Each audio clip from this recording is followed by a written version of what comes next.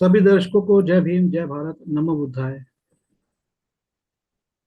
आज इस एक और कार्यक्रम में, आज 23 मार्च है। मैंने इससे पहले एक और कार्यक्रम बनाया, माननीय श्री रमेश भंगी जी, रमेश गहलोत जी और माननीय श्री अमृत लाल रावल जी, ए एल रावल जी के साथ। ये एक अन्य कार्यक्रम है। सर, मैं आपका धन्यवाद करता हूँ, इसमें आप आए। और रात्रि का पहर है, लेकिन क्या करें, आज जोश इतना आ गया। 23 मार्च है, भगत सिंह जी, राजगुरु जी और सुखदेव जी के बलिदान को याद करते हुए मैं आज गया भी था एक जगह। एक पार्टी है, रेवोल्यूशनरी वर्कर्स, RWPI ऐसे करके, revolutionary workers party of India. तो यहाँ दिल्ली में शहबाज डेयरी में वो लोग एक्चुअली सोशल वर्क काफी करते हैं बच्चों के साथ, उनके एजुकेशन के लिए और टीचिंग के ऊपर काम करते हैं। तो एक बार मैं पहले भी गया था और आज मेरा सेकंड विजिट था। उन्होंने एक मेला लगाया था, तो मैंने उसका, उस मेले के और जो वीडियो है ना, वो भी मैंने हमारे चैनल अम्बेडकर टाइम्स पे डाला है। तो सर, आपका स्वागत है। ये जो कार्यक्रम है, ये एक कॉन्टिन्यूएशन है। मैंने अपने फ्रेंड राजीव के साथ एक कार्यक्रम बनाया, जिसमें मैंने बहुत सारी समस्याएं ऐसी बताई कि हमें बुक्स डॉक्टर अम्बेडकर जी की लोगों तक पहुंचाने में कितनी समस्याएं आती हैं, और लोग बिल्कुल भी ना सपोर्ट करते हैं, ना कोई डोनेशन देते हैं। तो लोगों को क्या लगता है? तो मैं एक बाबा साहेब जी के ऊपर और समाज के ऊपर एक कार्यक्रम है।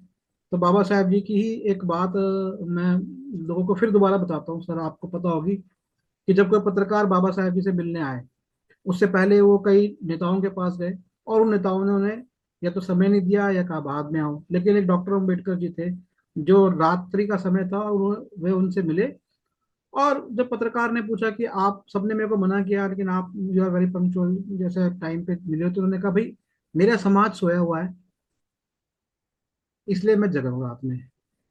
मेरा समाज सोया हुआ है, इसलिए मैं जग रहा हूँ रात में। मेरा समाज सोया हुआ है, इसलिए मैं जग रहा हूँ रात में।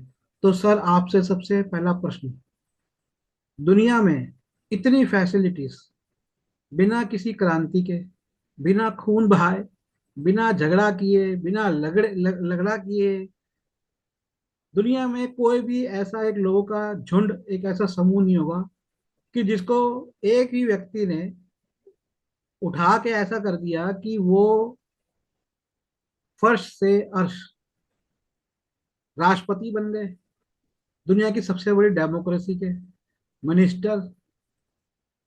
आपको आंसू आ रहे हैं या कुछ आंख में हो गया? लेकिन हम्म। वो समाज सोया हुआ है। आज भी सोया हुआ है। वो तब भी सोया हुआ था, वो आज भी सोया हुआ है।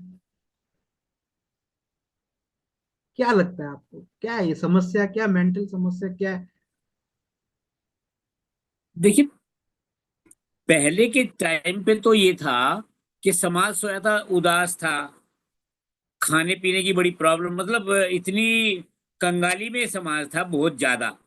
तब तो वो खाने पीने की दुविधाओं में, दुखों में इतना लीन था। आज सुविधाओं की वजह से वो इतना आलसी नहीं बन सर, मैं गया है। बताता हूँ। पहले खाने, सर मैं एक मिनट, पहले खाने को नहीं मिलता था, अभी पीने को ज्यादा मिलता है। जी। आप बोलिए। अभी पीने में मस्त हो गया समाज। हाँ, आपकी बात काफी हद तक सही भी है। इसी ऐसा लगता है कि शायद हमें इस तरह का लग गया। और हम देखते भी हैं समाज में, जैसा अभी हम क्या कहते हैं, जैसे अभी हम बात कर रहे हैं, तो ये बात सबके सामने जाएगी, तो हम कई कई बातें ना चबा जाते हैं, दबा लेते हैं अपने मुंह में, ओपन नहीं कर पाते। सर जो लेकिन समाज, हकीकत यही है, आपकी सर बात समाज सही में है। देखिए, हम तो सामाजिक, वी आर सोशल डॉक्टर्स, सामाजिक डॉक्टर है। भाई डॉक्टर तो चीड़ जी फाड़ करेगा ही ना। अगर फोड़ा हो गया है जी तो जी। सर्जरी करनी पड़ेगी। तो हमें तो सर्जरी के लिए बोलना ही पड़ेगा ना, सामाजिक सर्जरी बाबा साहब जी नहीं। ने तो करी ना। भाई अगर डॉक्टर अम्बेडकर जी, जी आप डॉक्टर अम्बेडकर जी का नाम लेके हिंदू धर्म को, हिंदुओं को गालियां देते हो, जो मर्जी बोलते हो, आप कहते हो तो डॉक्टर अम्बेडकर जी ने हालांकि कभी गाली नहीं दी, कभी कोई इतना बुरे तरीके से नहीं बोला, तो उन्होंने लेकिन चीड़फाड़ करी ना समाज की, धर्म की भी करी, समाज की, धर्म तो हिस्सा है समाज का। तो ये जो चीड़फाड़ करने करी जिनके लिए, अब इनमें प्रॉब्लम है, तो इनकी भी तो चीड़फाड़ जरूरी है कि नहीं है? बिल्कुल। बिल्कुल, ये बिल्कुल सही बात है भाई। हमें इस बात को तो स्वीकार करना ही पड़ेगा कि जैसे समाज सोया हुआ है, तो कहाँ सोया हुआ? आपने बिल्कुल सही कहा, सोया हुआ नहीं है, नशे में मस्त पड़ा हुआ है भाई। जैसे पहाड़ के लोग कहते होश, हैं कि वो क्या। होश।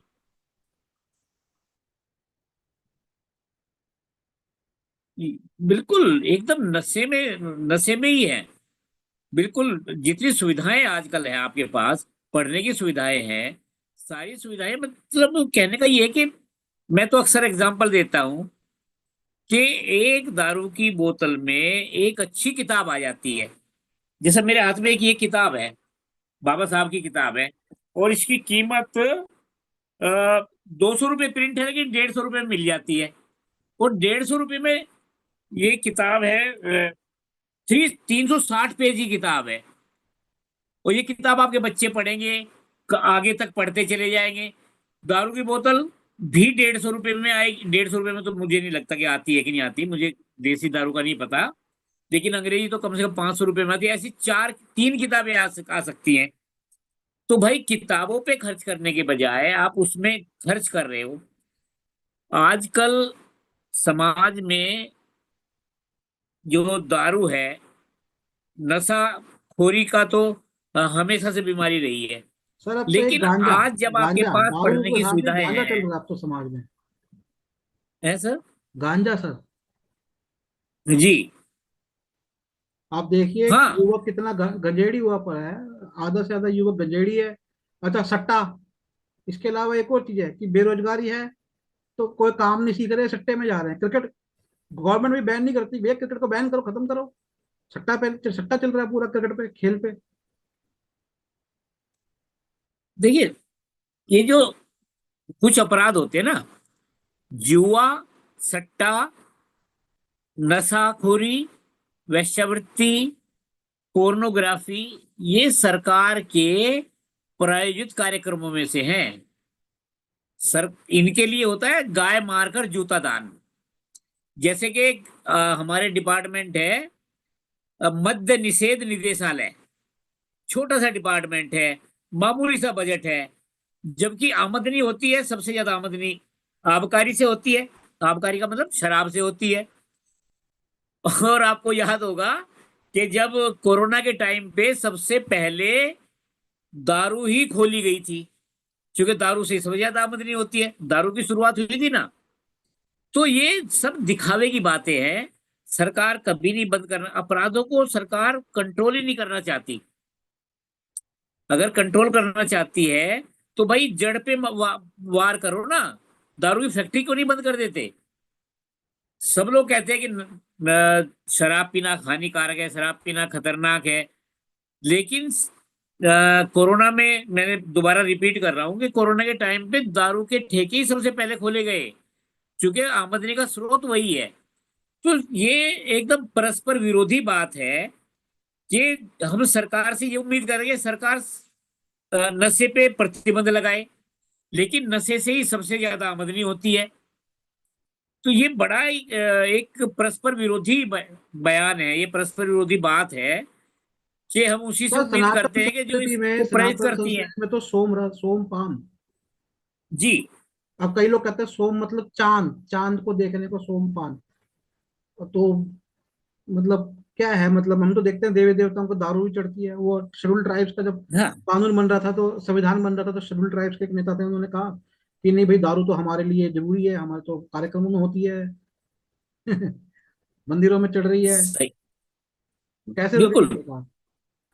देखिए, ये देखिए, धर्म से सोमरस जुड़ी है तो ना हमारे मामला। ऋग्वेद में भी है।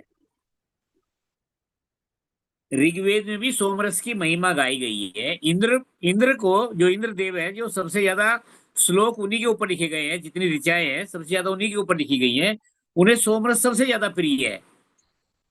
और चलिए एक बात ये भी बता दें कि सोमरस या मदिरा जो है, वो सबसे शुद्धतम पेय है, जो है आसवन की विधि से निकला हुआ होता है, लेकिन अधिकता हर चीज की हानिकारक है। कहाँ से निकला होता है? तो प्योर एनर्जी होती है। लेकिन मेरे कहने का मतलब ये नहीं है कि शराब पी जाए।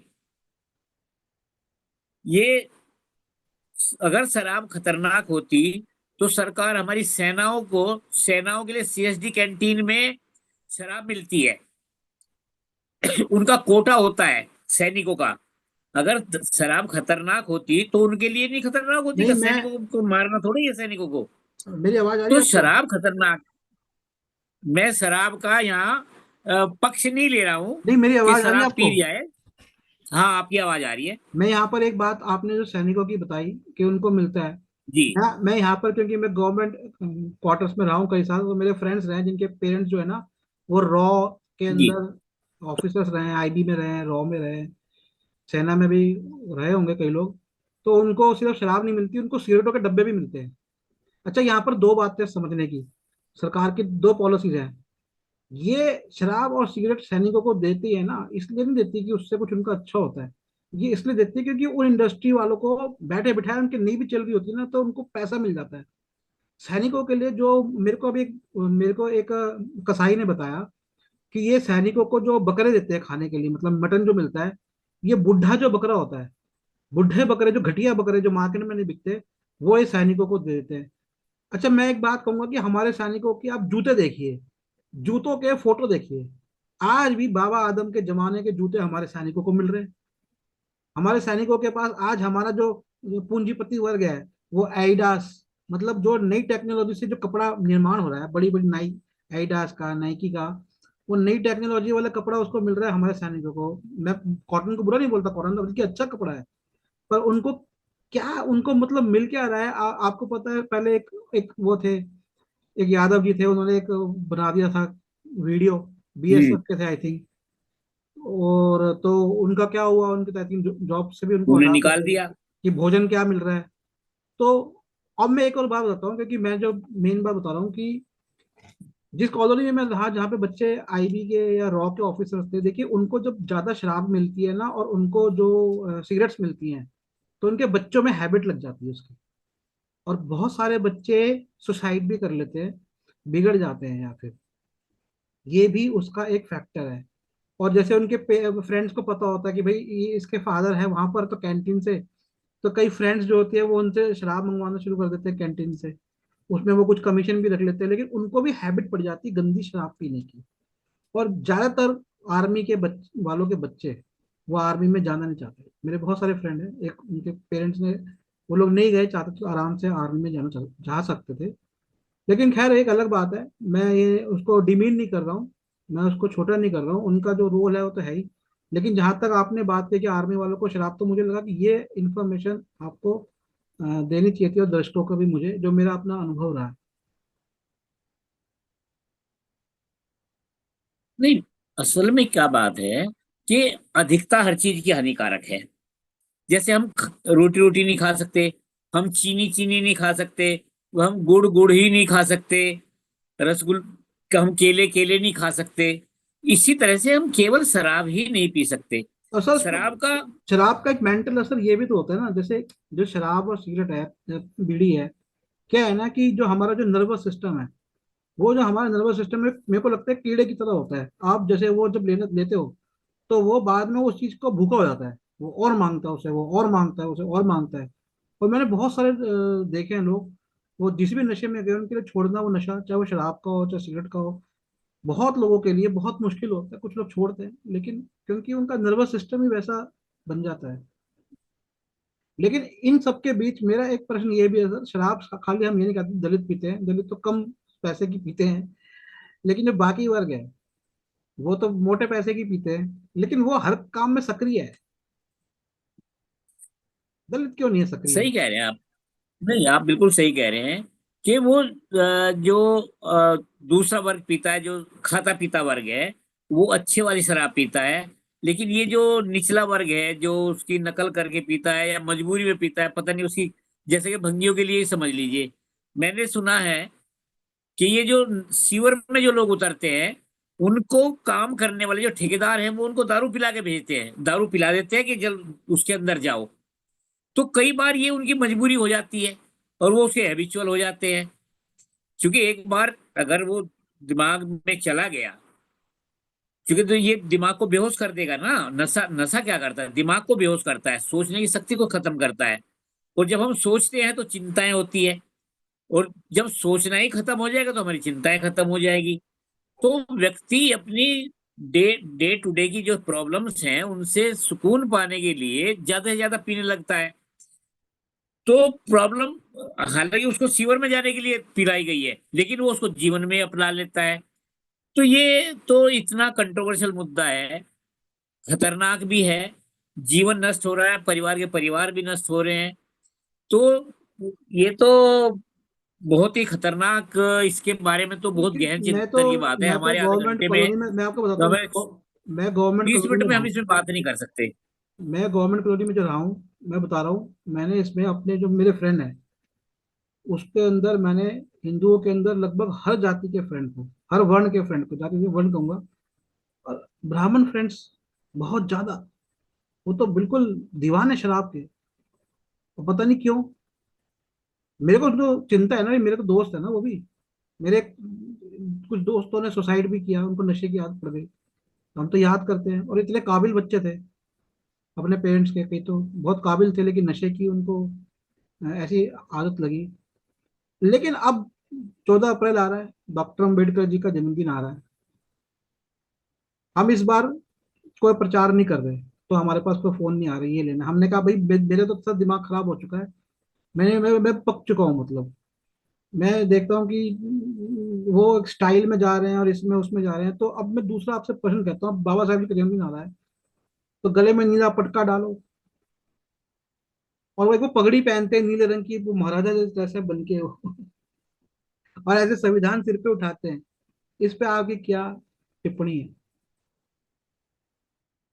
देखिए, मैं वही कह रहा हूँ कि बाबा साहब का संविधान जो है, संविधान इन एक्शन होना चाहिए।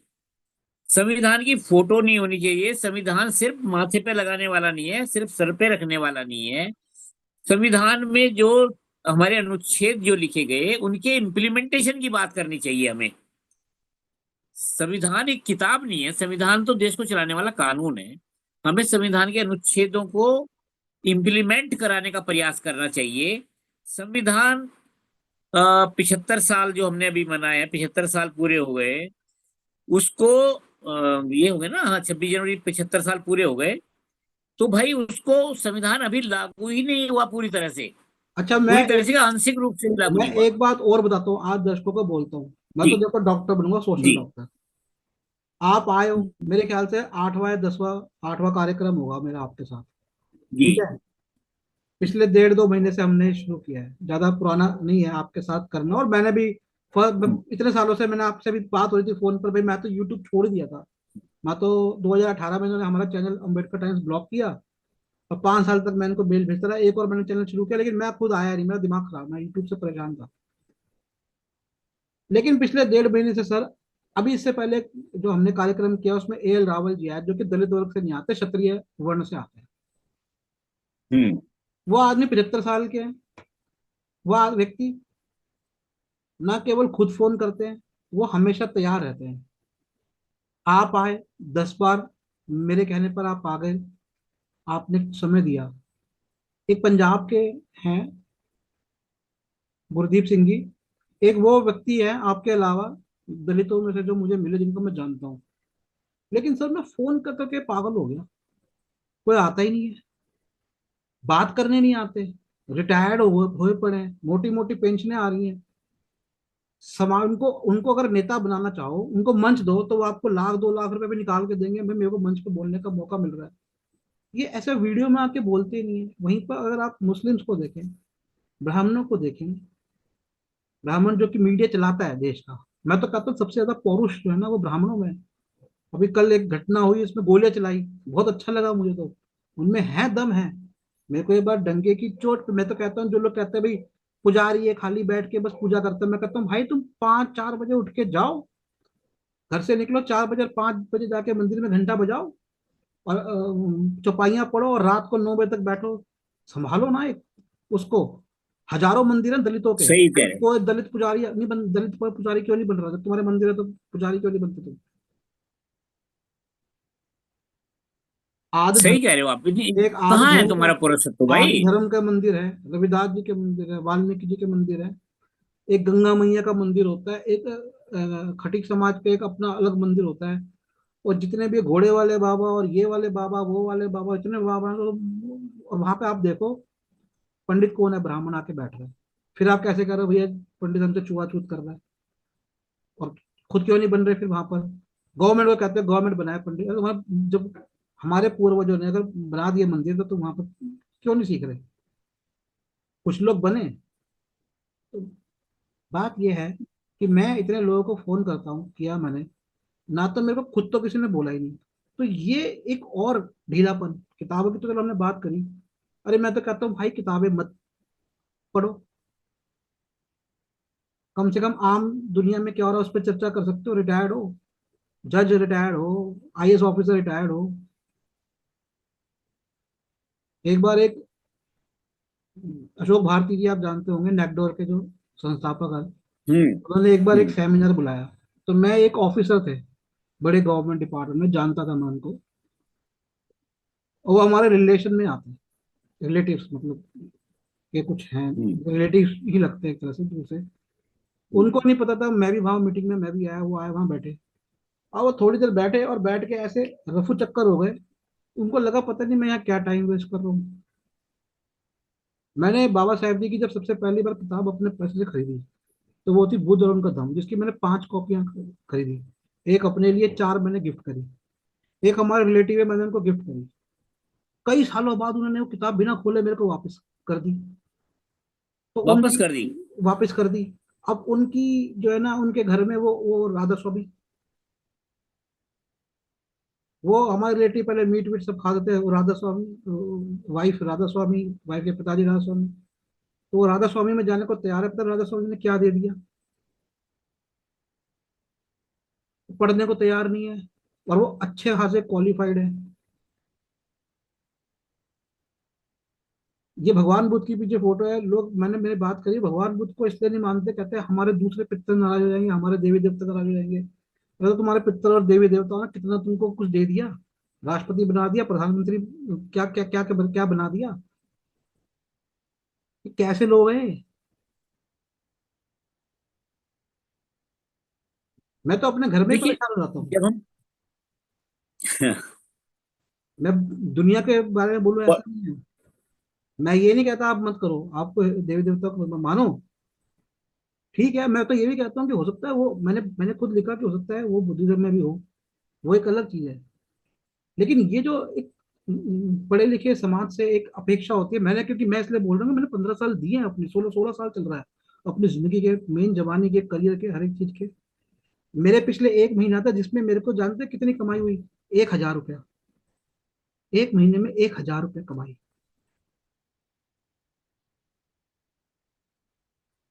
नहीं, मैं बता रहा हूँ, एक दिन शायद मैंने पहले ही बताया था या मैंने आपको नहीं बताया। 2015 में भारत सरकार ने टकसाल से बाबा साहब के ऊपर एक सिक्का निकाला, दो सिक्के का सेट, 125 रुपए का और 10 रुपए का। और उन सिक्कों की जो संख्या है टोटल 1,000 है। 2015 से लेके 2025 तक 10 साल हो चुके। 10 साल में 1,000 सिक्के नहीं बिके। उनकी कीमत है 3,480 रुपए। अभी भी दो चार सिक्के बचे हुए हैं बिकने के लिए। अब कैसे अम्बेडकराइट है जो बाबा साहब के लिए एक सिक्का नहीं खरीद सकते? मतलब जो इतनी बड़ी बड़ी बातें, जय भीम के नारे लगाने हैं, ये करने हैं। अब मेरे पास सिक्का है बाबा साहब का, मेरे पास कॉइन, ये पोस्टल स्टैंप है। कोई किताब बाबा साहब के ऊपर जो होती है मेरे पास, मैं उसे खरीदता हूँ। तो मैं कह रहा हूँ, मैं बाबा साहब का सच्चा अनुयायी तो मैं ही हूँ। मैं ये नहीं कहता दूसरे नहीं है।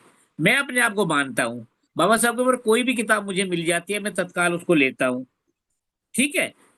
मेरे पास संविधान सभा वाद विवाद भी है। 20 वॉल्यूम जो उसके अंग्रेजी वाले भी हैं, हिंदी में 40 का अनुवाद हो गया, वो भी मेरे पास है।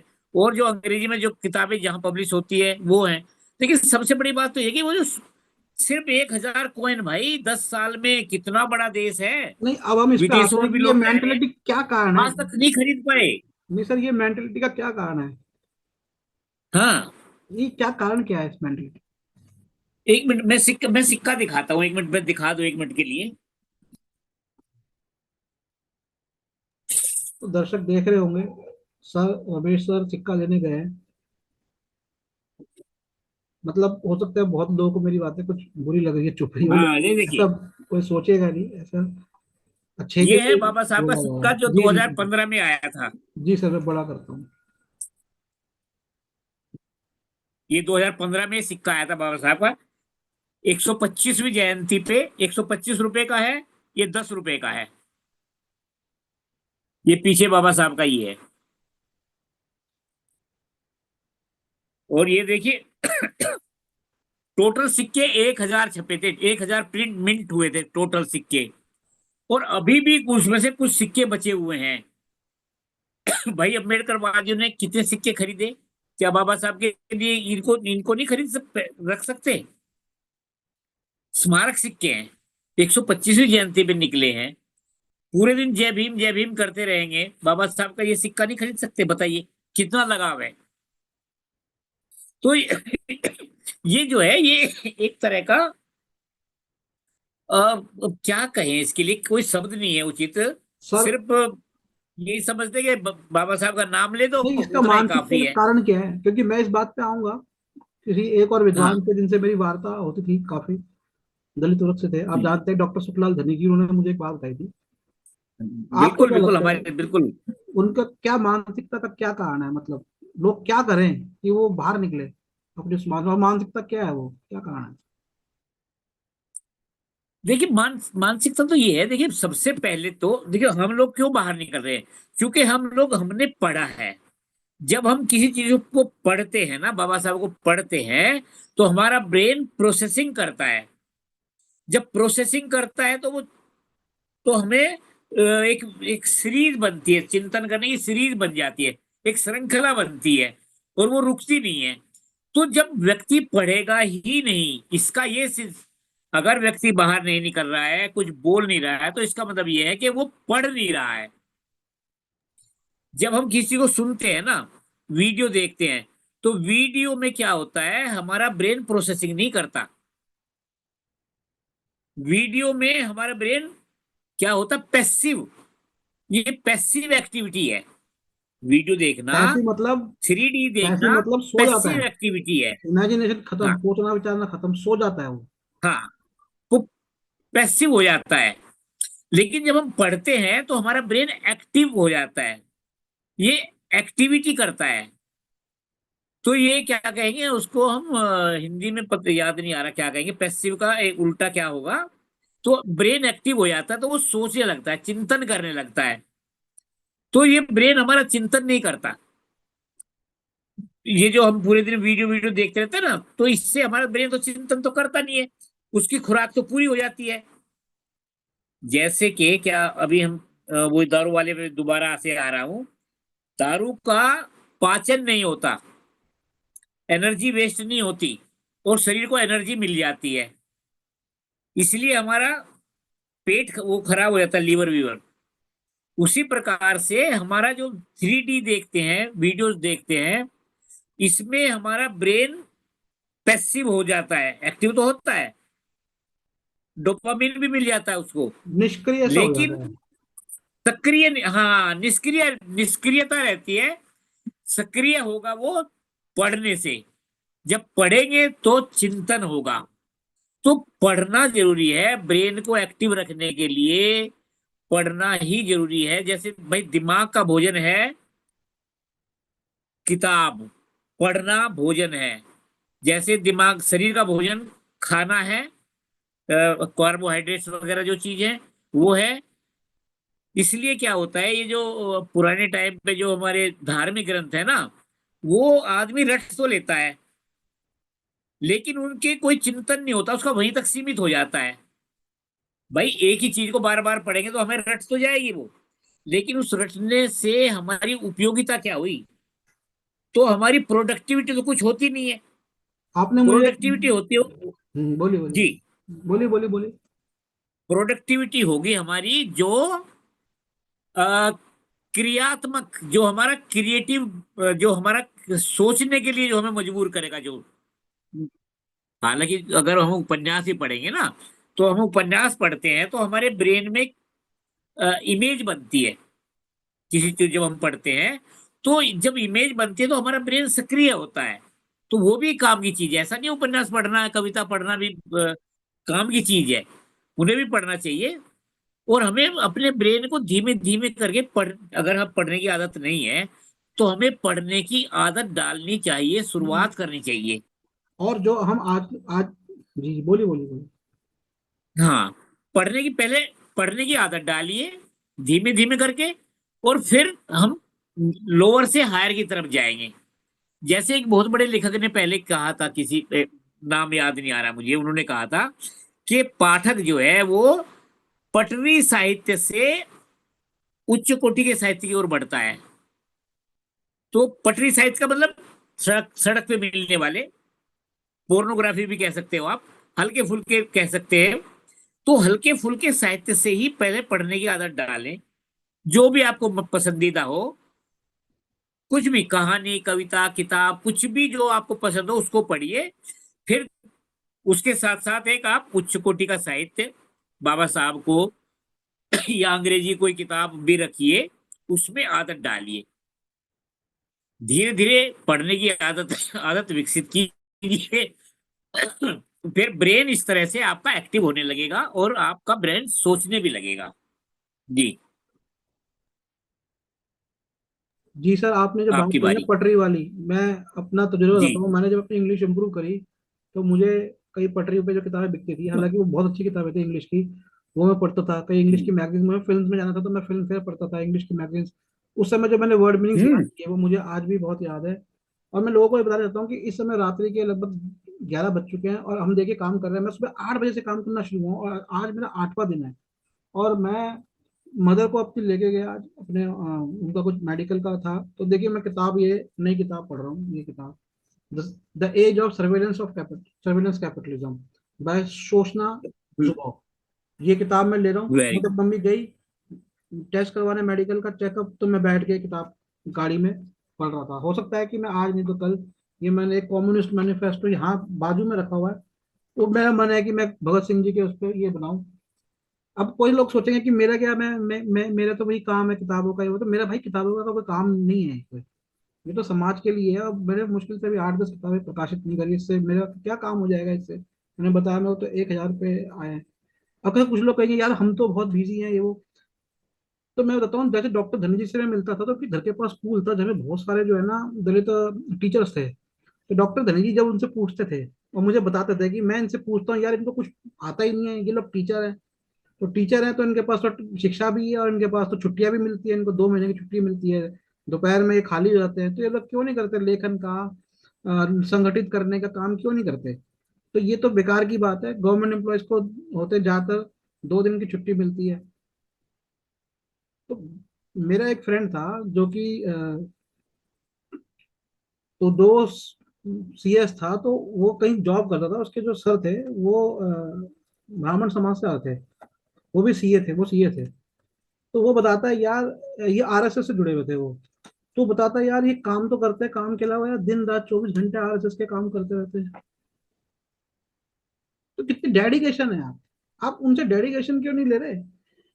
आज भारत के 20 करोड़ मुसलमान एक है,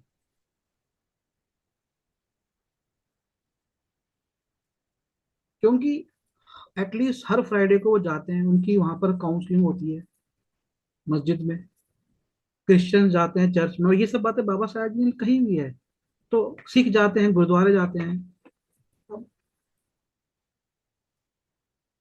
ना किताब पढ़नी है, ना संगठित करना है। मैं कह रहा हूँ कितने संगठित रूप से भी नहीं है। आपने एक वो बताया था सर, राइटर कौन था, युवाल नोहा हरारी, उसी की बात कर रहे थे आप जो आपने बुक, युval नोआ हरारी। कौन सी बुक लाए थे आप उसकी, सेपियंस। अब देखिए मेरे को सर ने जो है ना ये राइटर का बताया, हालांकि मेरे को तो, अच्छा नेक्सस। तो एनीवे मैंने इनकी इसकी हाँ, बुक तो नहीं पढ़ी, क्योंकि मैं एकदम से ये बुक नहीं नई लेता। मैं पहले राइटर को ये नई जानता हूँ। नई किताब है। ये नई 4 किताब किताबें है। पहले आ चुकी हैं लेकिन उनकी। सर आपने मुझे मुश्किल से 1 महीने पहले बताया होगा ना, मैंने इसके 1.5 1.5 2 2 घंटे के इतने सारे इंटरव्यू सुन लिए, सारे सारे सुन लिए। जो मिलता है मैं सुन लेता हूँ, देख लिए, मैं कुछ छोड़ता ही नहीं। तो बात यह है कि मैं आपको एक और एग्जांपल बताता हूँ। एक सिनेमाटोग्राफर थे, जब मैं फिल्म इंस्टीट्यूट में था तो वो हम्म। आए थे। अब सिनेमाटोग्राफर कौन, जो कैमरा से शूट करते हैं, लाइटिंग करते हैं, आम लोग ऐसे समझे। तो मैं, वो हमारे यहाँ पे फिल्म इंस्टीट्यूट में गेस्ट हाउस था, तो अब कैमरा वाले हैं वो, तो क्या है, कैमरा और लाइटिंग से रिलेटेड है।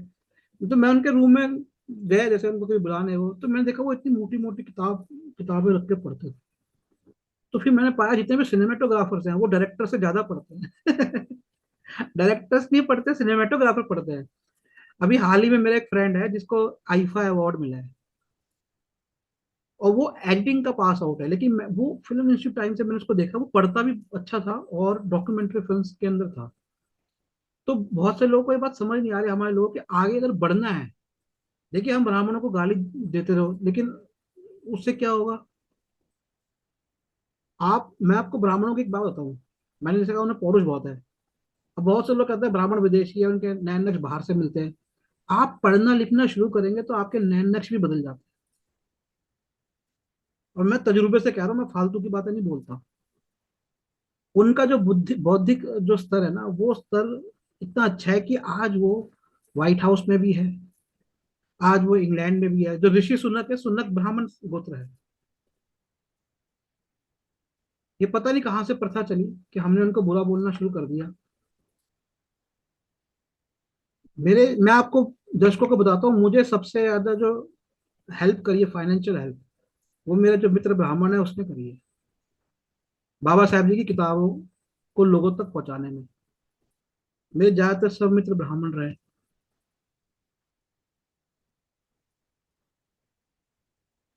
तो हम ऐसे समाज तोड़ के तो नहीं जी सकते। और जहां तक अपने बात है, चलो अपनी कम्युनिटी को तो पहले करो, दूसरे को बुरा बोलने से पहले। ना संगठित है, शिक्षा खाली लेनी है, हम्म। स्कूल की कॉलेज की नौकरी मिल गई। भाई मैं कह रहा हूँ रिएक्शन करने से क्या फायदा होगा? आप रिएक्शन में अपनी ऊर्जा क्यों नष्ट कर रहे हो? आप रिएक्शन करने के बाद एक्शन करो ना, अपना एक्शन। आप भाई ब्राह्मण ने, अगर ब्राह्मण एमए पास है तो आप 10 एमए कर लो, अपनी लाइन को बड़ी करो ना।